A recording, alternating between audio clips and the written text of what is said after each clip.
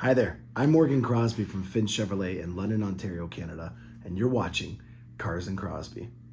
Well, let's address it right out of the gates. I've lost my voice, and for a very good reason. I have been talking non-stop in regards to the Z06. I'm finally started to drink the Kool-Aid and get as excited as a lot of other people are.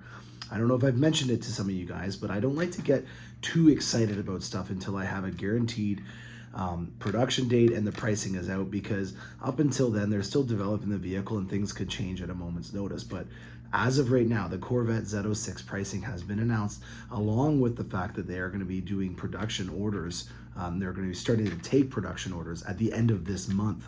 So there's a lot to deduce, and I also have Canadian pricing, which we're going to go over in today's episode. This is an all Corvette episode, so we're going to start off with some news and updates. I also have the constraints. I have not been talking about the constraints of what's been going on in General Motors for placing orders in Canada. So we're going to go through that, and then I'm going to go through a bunch of new Corvettes that I've purchased for my lot on today's episode. Stay tuned. I got a great one coming your way.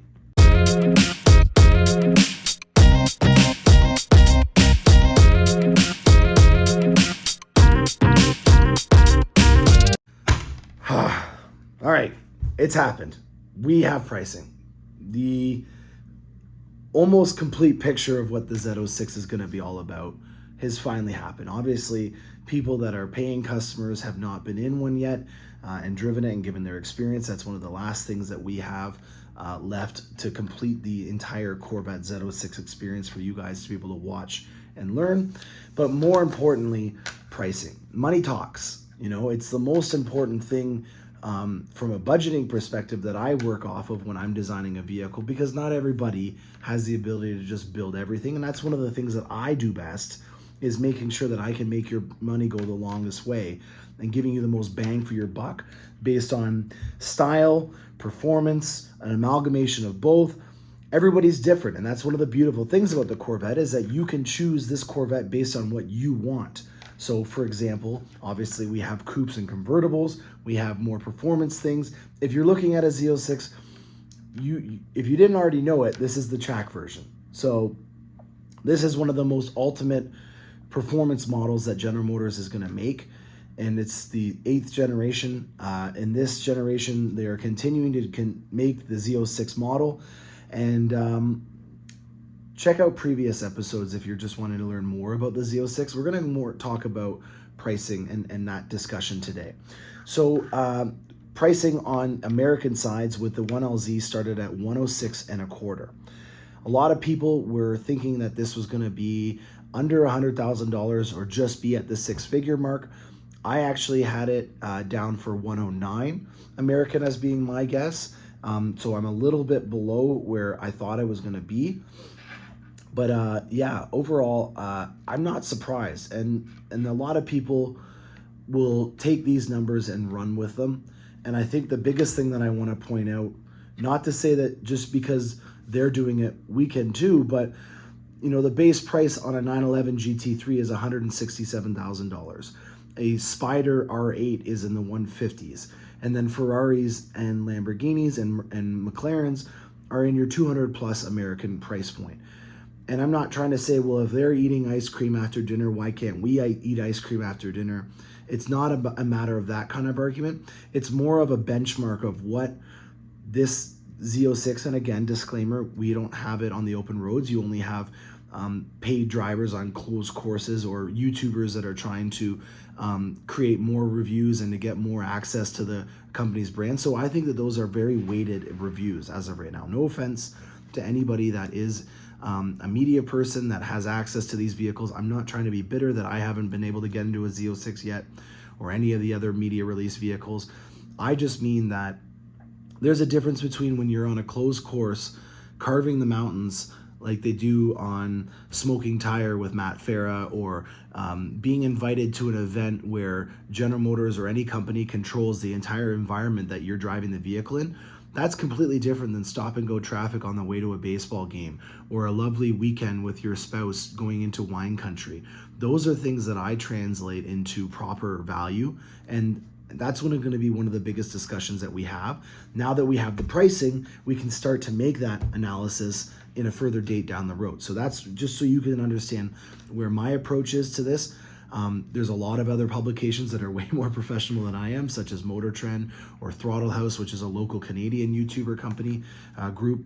They're going to give you their 2 cents, but I'm always looking at it from a lifestyle perspective.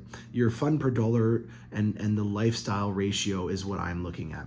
So for Canadians, as this is a Canadian channel, I'm going to start with you guys and the pricing. So here is the pricing.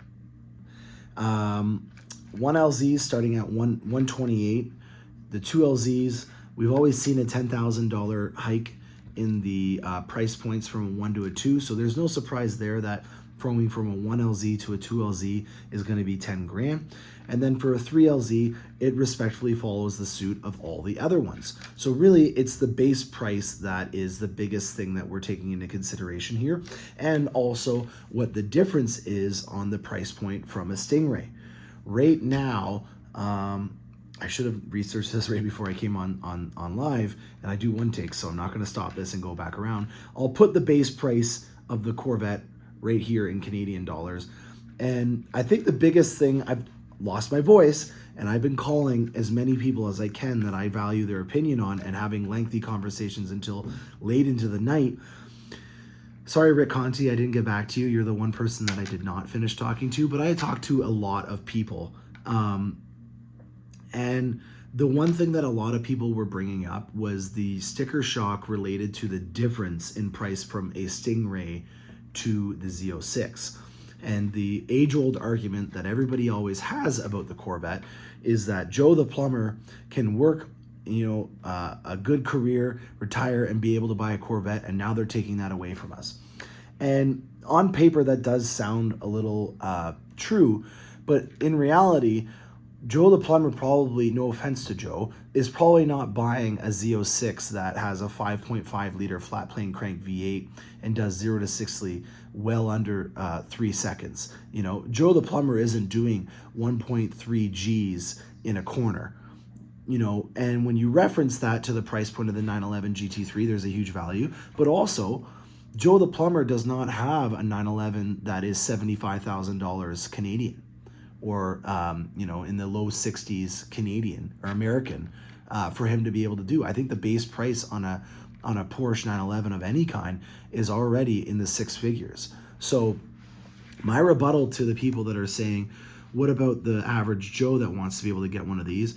Well, when you compare it to what they're trying to go up against, I think that's the reason why you're not seeing a price point that's reflected. So just for a reference, on the C7 generation in Canadian dollars, the base price of a Corvette 1LZ was $96,000. Obviously, with this now being $128,000, there's a big difference. And I think that is understanding when you take into consideration inflation and the fact that they're not just trying to have a linear curve of improvement, meaning that, each generation of Corvette has only been said amount better than the next one. I would say that we're on an exponential curve in terms of improvements and innovation. And so with that, obviously there's going to be a cost that's going to be involved with doing that kind of improvement. And I think you're seeing that reflected in the difference between a C7 and a C8 price. But back to what we were just talking about in terms of a Stingray and the Z06 and the increase in the gap between those two vehicles, I think that you're seeing a huge variance in the amount of innovation, just like I was saying, from the generations, and that's being reflected in the price point. We want to make sure that the average guy can be able to go out and get a Corvette, and that's what honestly I love most about working with people, is that all walks of life can be able to afford this vehicle. And so I'm not privileged to only deal with one demographic of person. It's everybody, and that is what America is all about. That is what Canada is all about, is making sure that anybody that wants to be a part of the party is welcome to come in. And so I don't think that we've lost that. I don't think that we are now making the Corvette an exclusive brand that only said people can be able to get. I really don't. Because if you think about it, let's say you buy a Corvette and it's an entry-level model, and you become amalgamated with the Corvette brand and the atmosphere along with it, who's to say that you can't sell your Corvette and then upgrade down the road to a Z06 or even look at a C7 Z06? I don't think that most people are going to come out of the gates on their first Corvette purchase and get a fully loaded 3LZ, which happens to be $153,198 Canadian if you're getting the convertible version. I think where you're going to see the biggest difference in price point is really when you start adding in the options. And they're taking a page right out of Porsche and right out of Lamborghini in terms of adding really not far-fetched. I don't know what I'm doing one takes here, so have fury with me, guys. Ceramic brakes, carbon fiber wheels. These are things that on the average vehicle you're not going to see, and it's not very practical. No offense to the guy that comes to me and orders this kind of stuff, but losing 42 pounds of unsprung mass from your wheels while you're going through a Starbucks drive-through is not a sound investment. Hate to break it to you. So when I hear that the wheels are now $13,794, I'm not flinching on that price point in any way, because for the average individual that's buying this vehicle, that doesn't make any sense, and I would never suggest for you to buy that product or that item. But if you're going for a garage queen, you're trying to create a very special vehicle, or you happen to be actually using it on the track, that might be a good investment. So there you can see kind of where the media and people can take a price point, because just doing some simple math, the Z07 package is $10,344. So now taking a 3LZ convertible, we're now already at $163,400. And then we add the carbon fiber package to that for another $4,594. Now we're in the just under $170 range. And then we're adding the carbon fiber wheels. Now we're in the $185 range for the vehicle. And then I'm sure that there's interior options and everything else that you can add onto it as well. So you're probably just going to be right under $200,000 for a Z06. That's a lot of money. I get it. But you're not also making a race car. Maybe you think you need a race car, but unless you have a racing team, you probably don't need to have the $200,000 Z06. I really think that the Z06 for $153,000 is still a value. And when you consider what you're getting for your money, compared to what else is on the market, it's all relative, and it's still a huge bargain.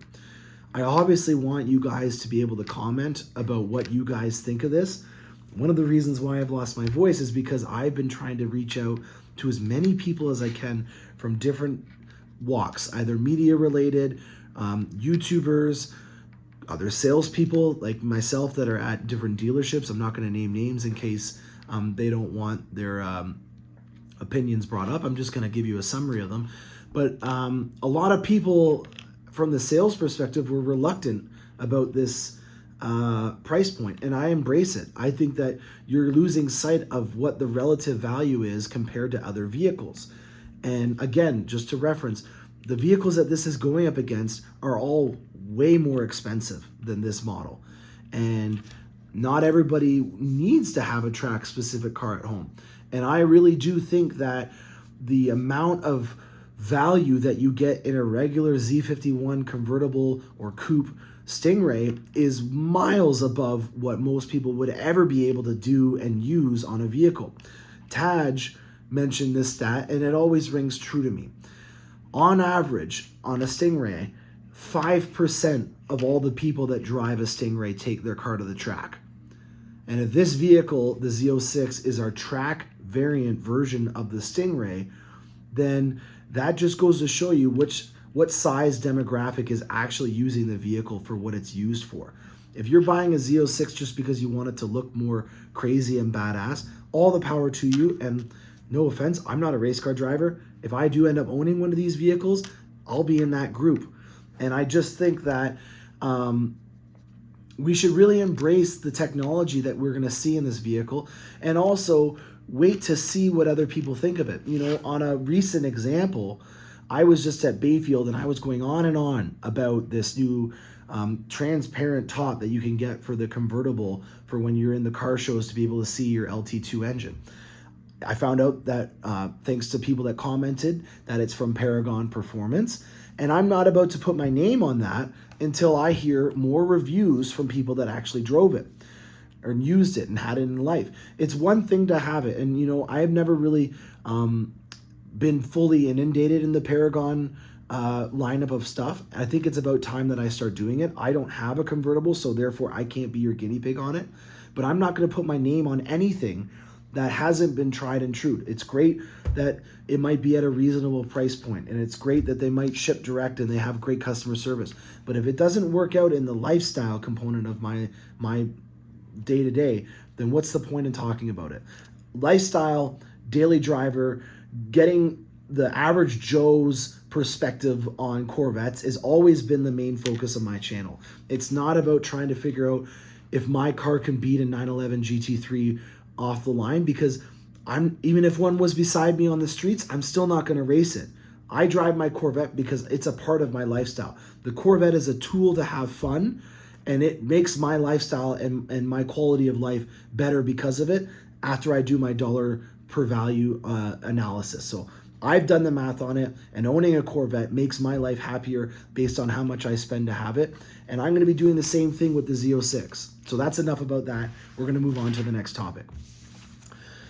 Production. I have not been keeping to my word about giving you guys updates on what's going on in the production world, and I really want to get back to doing that. This is going to be a very long-winded episode because I need to catch up on that, and I still want to show you all the things that we have going around on the lot. I've been busy. There's a lot of other people out there that are doing YouTube, and they do that full-time. I have a full-time job being a salesperson, and if your car arrives, you become my number one priority. So not to say that you guys are number two, but I'm just finding it very difficult right now to be able to give you guys an episode every 2 or 3 days. So I apologize about the length of the episode. I'm not going to shorten them because I want to get all this information to you guys. This is all pertinent stuff. Production right now is going through, like it has been, ebbs and flows depending on the brand. Right now, mid-size SUVs are the biggest thing that I'm seeing a volume on. So the Cadillac XT5 is one in particular that I got 15 allotment pieces for. And I've been doing very well with them because they translate into really good resale value.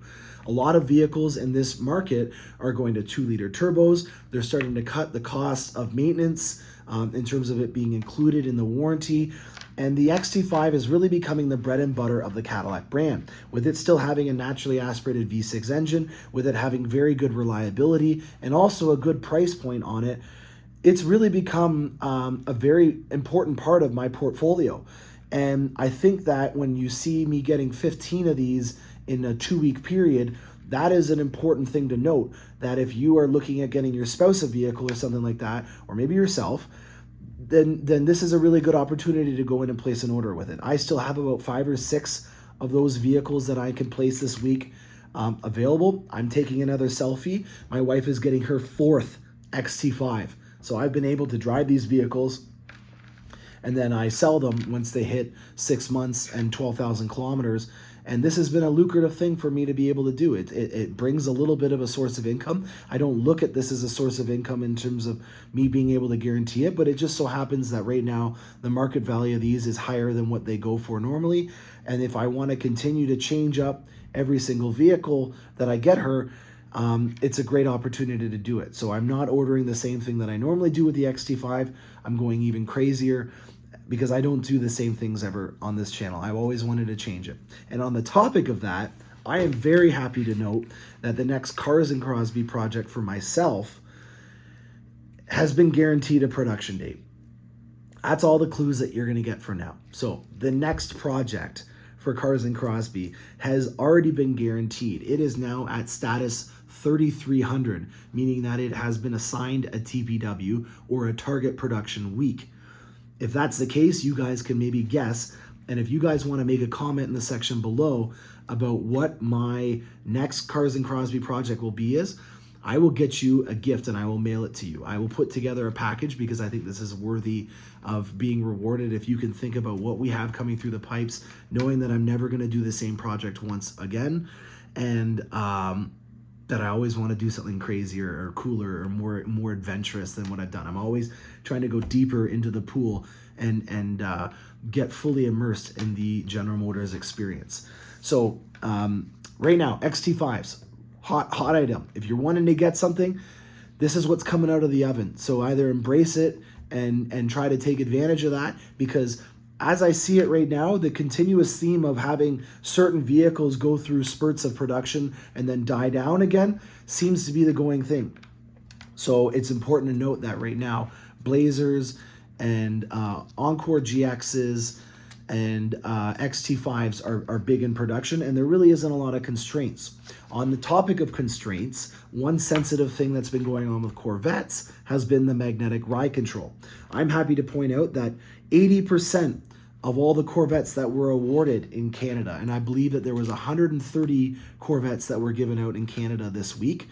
I got 2 of them, so I'm proud of that. I got 2 of the 130, so that's 1%, 1.25% of all the Corvettes in Canada are going through my dealership this week. 80% of them are going to be able to have magnetic ride control and a Z51 suspension, so FE4. If you're wanting to get just the magnetic ride control or an FE2 suspension, 20% of those Corvettes will be allotted for that. And if you're just wanting to get the Z51 without magnetic ride control, only 20% can be that. So what I take away from that is if you're wanting to get a Corvette and you want magnetic ride control, you're better off getting a Z51, because you can guarantee that that's going to be the thing that they'll be able to get you. Other than that, floor mats were the only other constraint, which is a nominal thing that we can order at a later date, which means that we are back in action with Corvettes. There is nothing really, in my opinion, that needs to be a disclaimer for you guys to have to make a sacrifice on your build. Obviously, mag ride is still a little bit of a variance, but I've always suggested to you, go and get a Z51 and put mag ride on it and get that variance and broadband in the performance and capabilities of your Corvette. Trucks.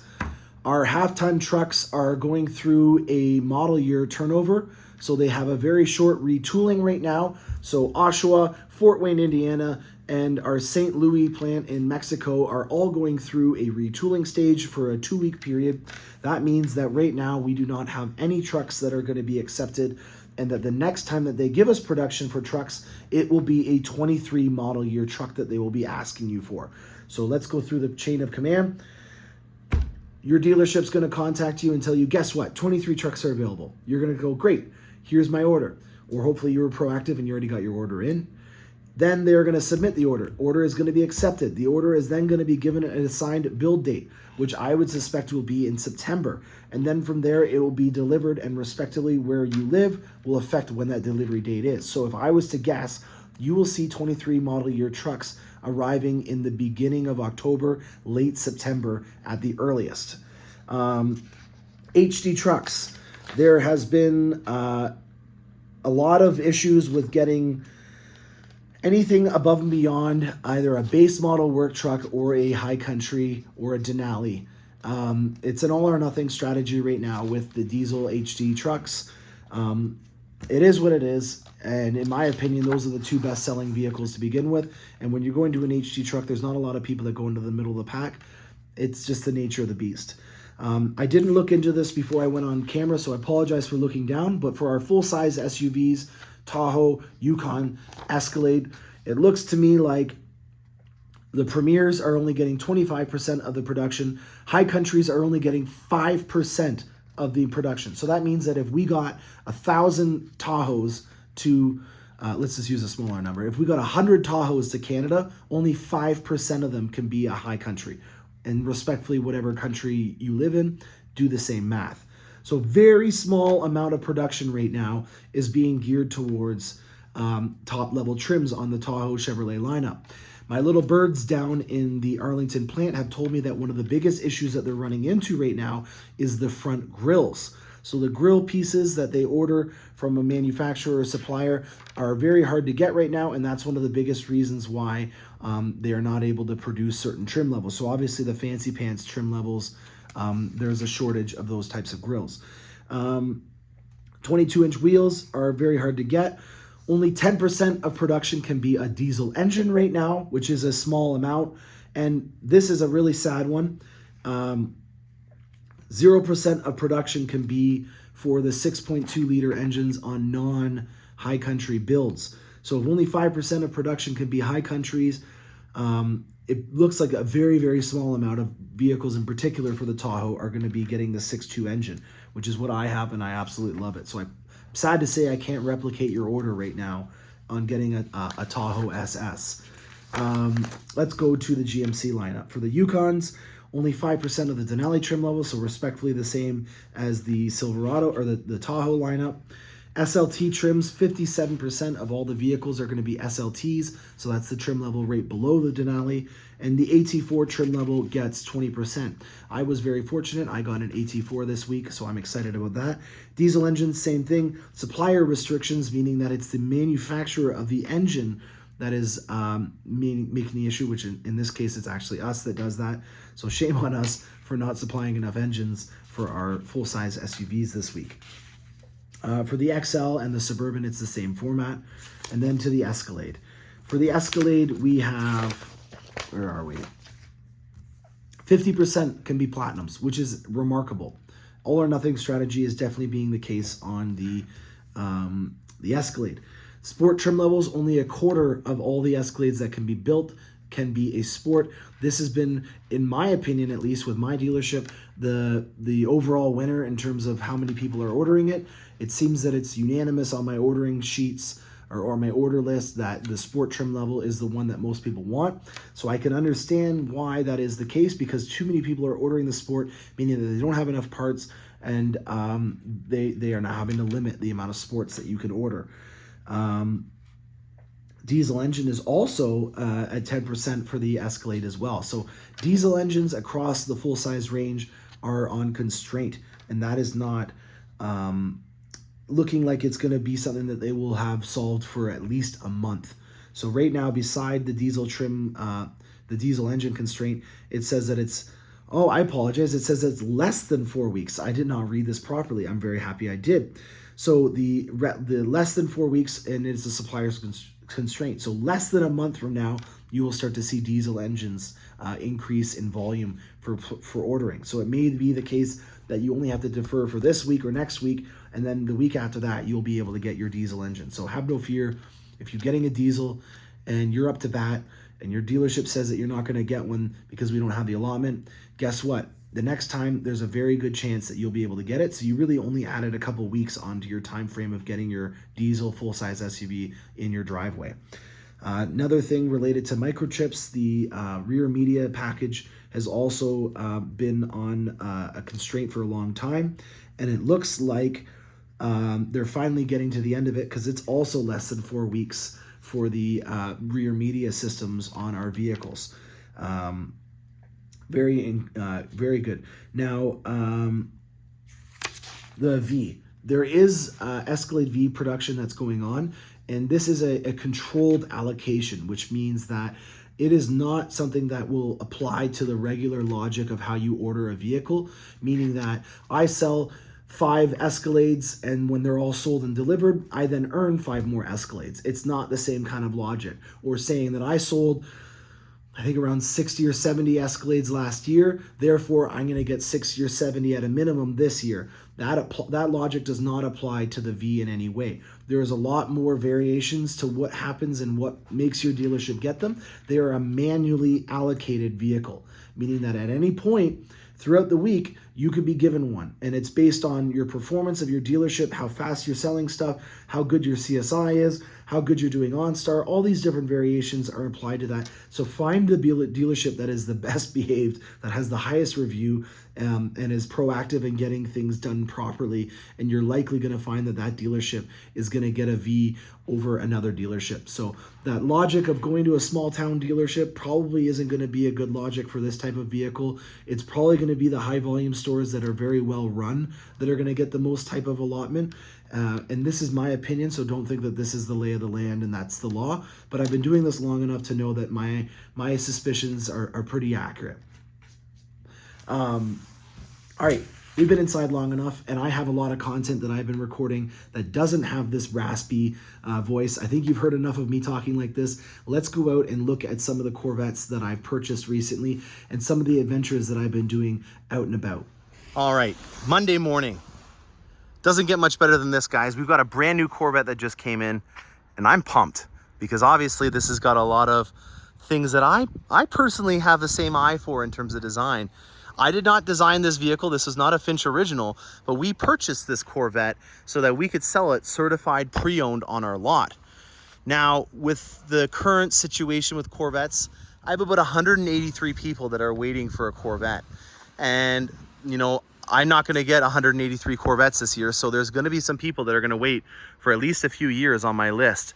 And if you think about it, you could purchase this Corvette right now, drive it, enjoy it, build some memories, and then trade it in when your bespoke factory ordered Corvette comes in. That to me is a pretty cool combination to think of, or a pretty cool option to think of. You know, in terms of the market value right now, everything is supply and demand. So if I have 183 people on my list, and almost every single dealership you go to is going to have a waiting list that's at least over a year long, there's a good chance that the market value is still going to be the same value relative whenever your new one comes in. I'm not going to be able to predict what the future value of this is, but common sense prevails when it comes to supply and demand. So with that being said, let's go through this vehicle and explain all the features on it. It's in my favorite color, ceramic matrix gray. I absolutely love this color because it's a really cool color to set the mood for different tones and accents down the road, and also because it changes color in the light. So it's a pearlescent kind of color that's very whitey pearly in the bright sun, but then as you get into darker overcast days, it almost turns into a bluish hue, which I absolutely love, the fact that your color changes based on the weather. Now we've got on it an entire PPF on the front end. So all of this, if I stick my nails into it, has got a self-healing PPF. I can scrape my nails in it, and then over time with the heat from the sun, it'll set back in place. All the mirrors and everything that's front facing has all been PPF'd. Just a disclaimer, it's dirty right now because this is the condition that it comes in. If you're watching along for the first time, whenever I'm doing my used car walkarounds, they're always done the second the car comes in, because I want to build the story along with the vehicle, and I'm going to go through with you guys and showing you the vehicle before I got it, and then after, obviously, when we're doing the delivery. And it helps out for you guys that are watching maybe from a different area in a different country, because you can see a lot of the little things that you might need to look out for in terms of wear and tear and disclaimers about the vehicle through ownership. That'll really help you out in the long run. So the first thing that we're going to talk about is the tires. This is a Z51, which means it comes with the 4S tires. And we're going to talk about tracking. This is not an example of a car that has been tracked. And I can tell right away because it's very smooth on the edges of the tire. Once you go onto a racetrack and you start putting it through what we call a heat cycle, the tire's compound, the actual rubber in here, will change permanently, and you'll see that it'll look like the surface of an orange. It'll be very pitted. It'll look like the surface of the moon.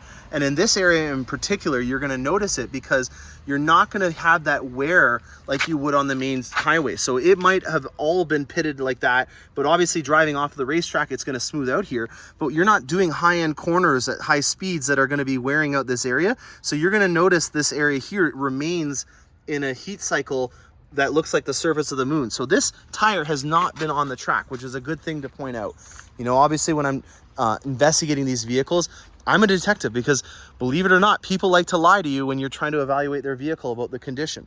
So I'm always having to become a human bullcrap detector when I'm evaluating them. Another area that I can tell right away that it wasn't tracked is in here, because I don't see any marbling of rubber that has been put in there when it's in its molten state. So rubber will literally break off in little marbles, and it'll embed itself into this area in the splash guard and in the back felt wheelhouse liner, and I don't see any of it on this one.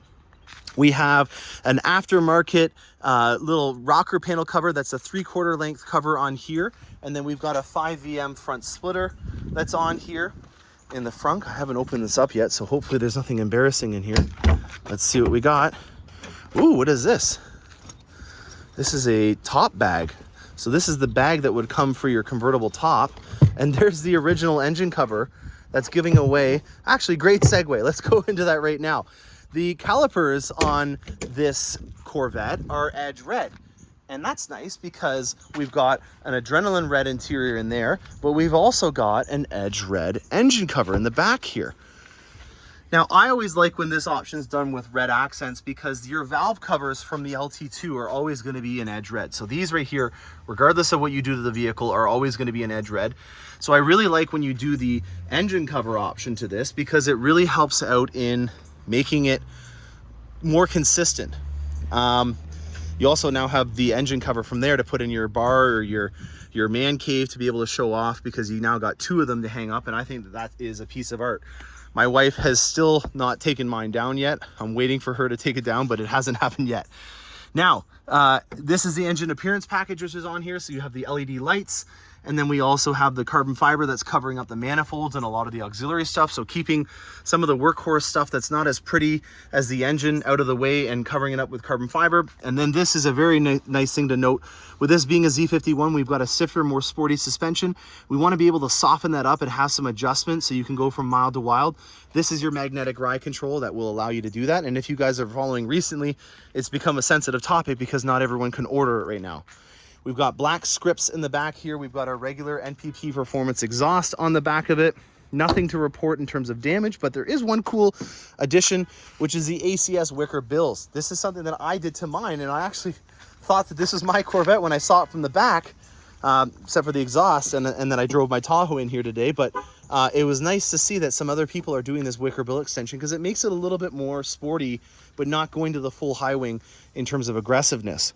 Now on the inside, we have a 2LT with GT2 seats. This here is the suede option. So this insert here is done in suede. And as you can see, I don't have any issues to report in terms of wear and tear on the suede, but I do want to show you what happens to a suede interior when you drive it.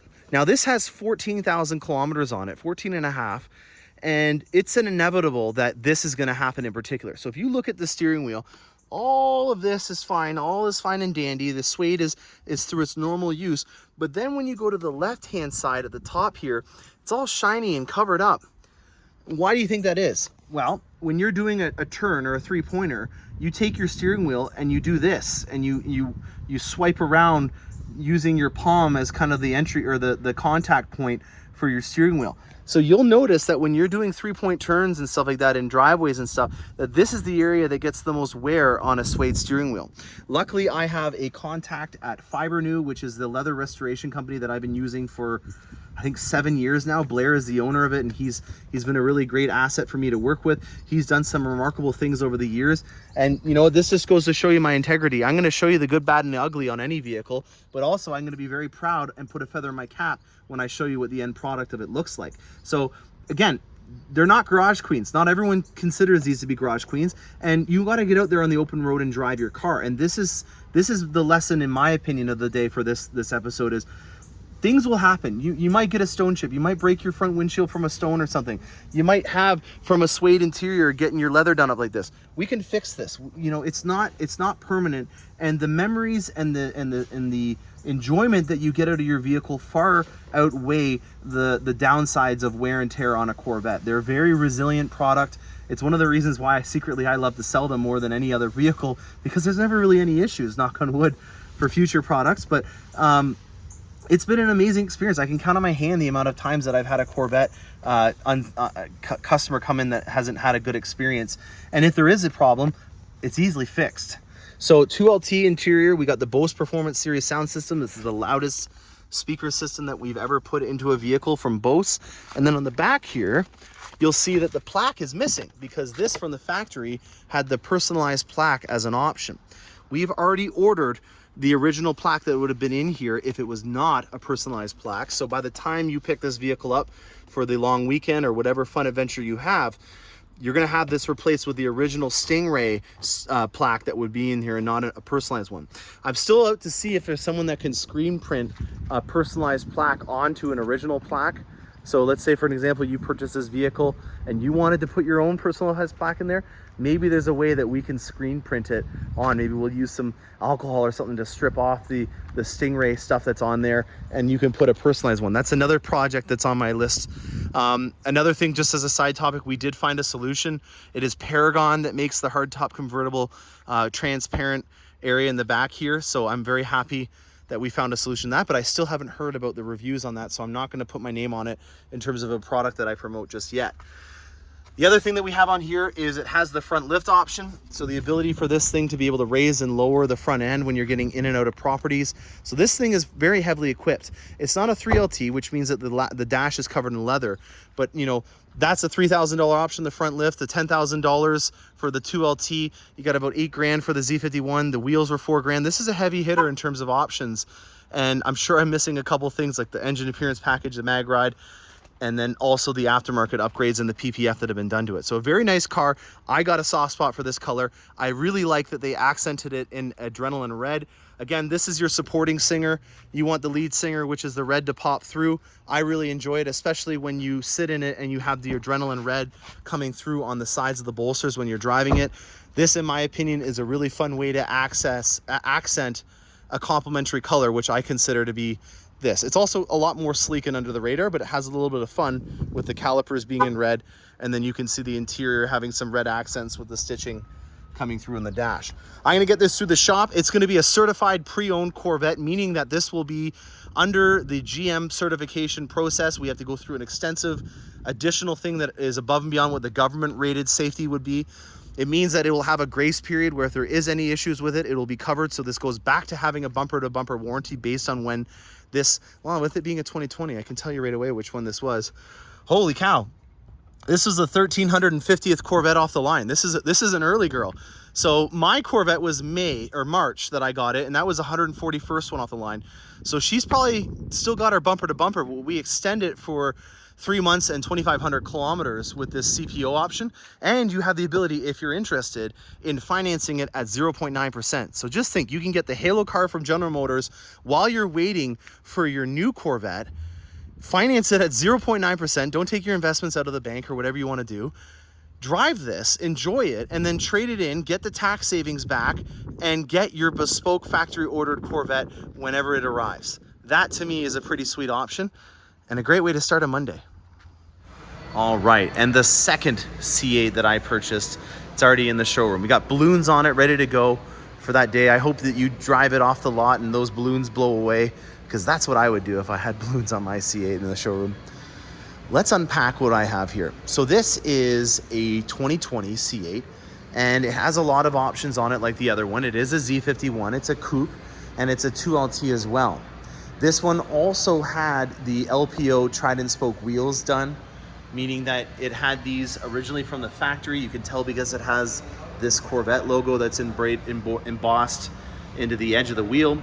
We've got bright red calipers, and red is definitely going to be the theme on this one because there's a lot of red. This is a red out Corvette. You've got torch red for the paint, which is very apparent. You've got the bright red calipers. The Z51 spoiler is done in red, but this isn't a unique option that I've never seen. You've also got the Corvette script done in red. Now this has also got two tops. So if I look in the back here, the second of two tops, which is done in the body color, is in the back here. And then we've got a edge red engine cover in here as well. So you got two tops. In the front here of the vehicle, we've got an actual holder for it. So the top, you can have it stored in a pouch. This is what you would do for it. And then you've also got a car cover with some nice red stitching on it. And then you got your trickle charger, your battery maintainer, which would go in there on that little outlet, which is a 12 volt. So we've got lots of red on the outside, a transparent top, which as you can see, it looks black from this outside view, but when you look at it from the inside, it's quite apparent that this is transparent. So jet black, 2LT interior. This is a GT1 seat. So the least aggressive seat that you can get for a C8.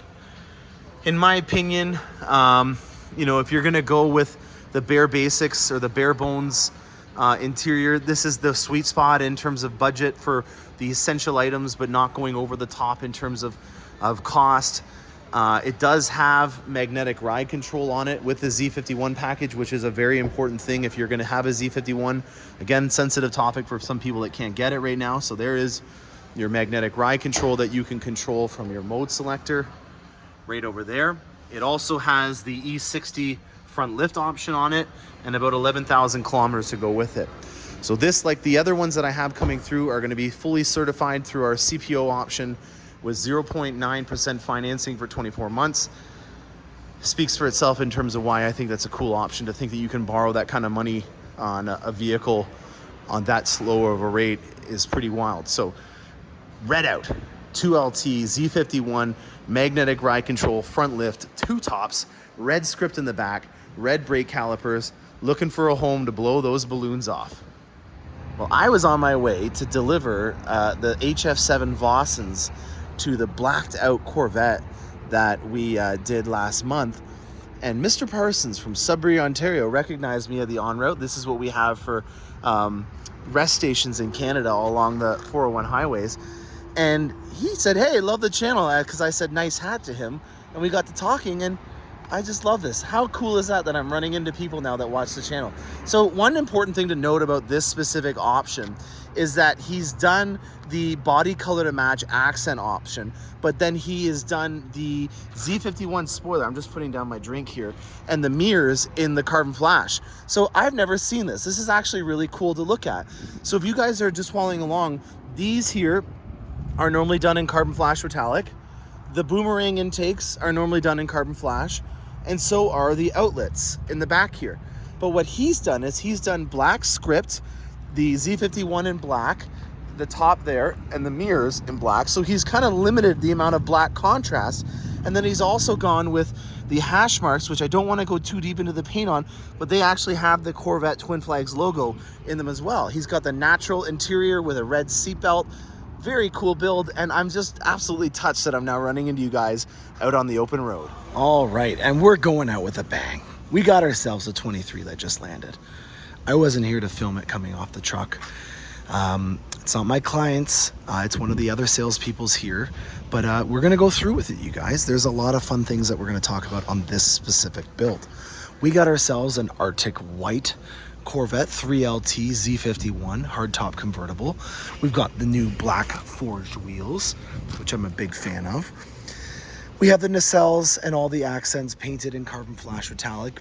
We don't have the black exhaust. I wish that the client would have put that on. Maybe the salesperson didn't know that that's a new option, but that unfortunately is something that we can't change after the fact, as we learned in an earlier episode.